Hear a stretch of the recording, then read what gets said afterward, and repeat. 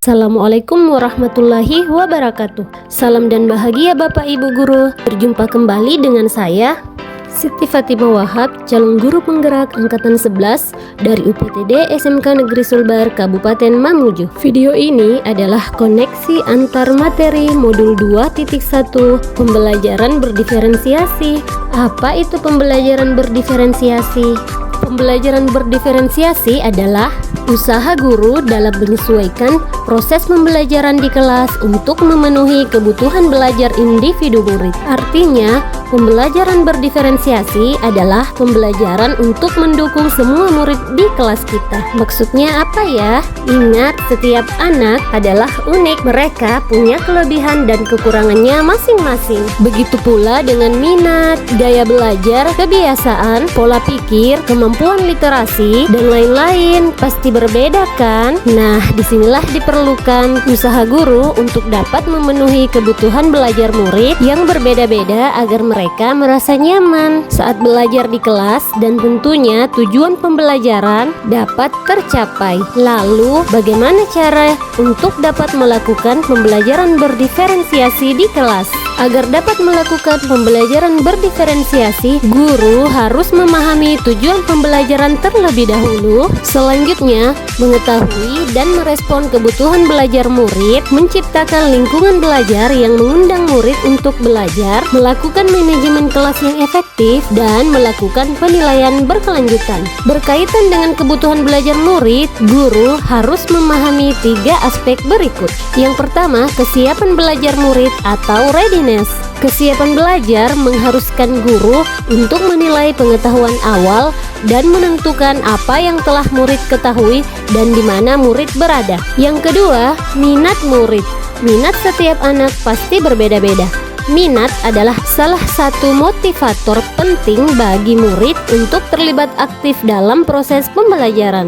Dan yang ketiga, profil belajar murid. Profil belajar murid berkaitan dengan lingkungan, budaya, gaya belajar, dan kecerdasan majemuk yang berbeda antara satu anak dengan anak yang lain. Kebutuhan belajar murid dapat diidentifikasi berdasarkan cara-cara berikut ini: mengamati perilaku murid-murid, mengidentifikasi pengetahuan awal, mereview dan melakukan refleksi terhadap praktik pengajaran, berbicara dengan guru murid sebelumnya, membaca rapor murid di kelas sebelumnya, atau bisa juga menggunakan berbagai penilaian-penilaian formatif dan diagnostik. Strategi untuk mendiferensiasi pembelajaran bisa dilakukan dengan 3 cara, yaitu diferensiasi konten, proses, dan produk. Guru dapat memilih salah satu atau kombinasi dari ketiganya. Diferensiasi konten berkaitan dengan apa yang kita ajarkan, seperti materi,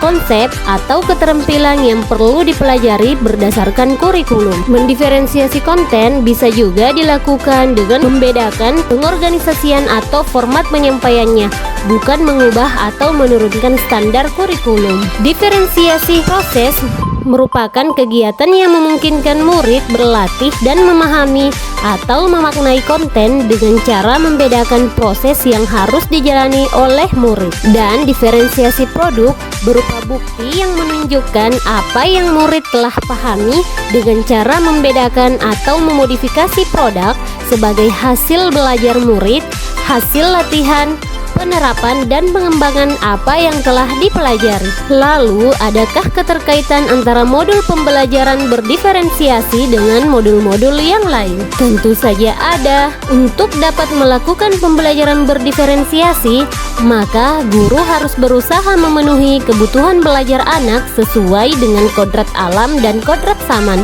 berdasarkan filosofi Ki Hajar Dewantara. Dalam melakukan pembelajaran berdiferensiasi, seorang guru penggerak harus berpihak pada murid, reflektif, mandiri, kolaboratif, dan inovatif untuk menciptakan pembelajaran-pembelajaran berdiferensiasi agar dapat memenuhi kebutuhan murid. Dengan demikian, seorang guru penggerak dapat mewujudkan kepemimpinan murid dengan menuntun murid merdeka belajar. Hal ini sesuai dengan nilai dan peran guru penggerak. Selanjutnya, pembelajaran berdiferensiasi pun dapat menjadi salah satu strategi untuk mewujudkan visi guru penggerak yang berpihak pada murid. Dan dalam pelaksanaan pembelajaran berdiferensiasi antara guru dan murid harus ada kesepakatan kelas terlebih dahulu agar proses pembelajaran dapat berjalan dengan baik sesuai dengan nilai-nilai budaya positif. Demikian pemaparan koneksi antar materi modul 2.1. Terima kasih telah menyaksikan video ini. Semoga dapat menginspirasi. Salam dan bahagia. Wassalamualaikum warahmatullahi wabarakatuh.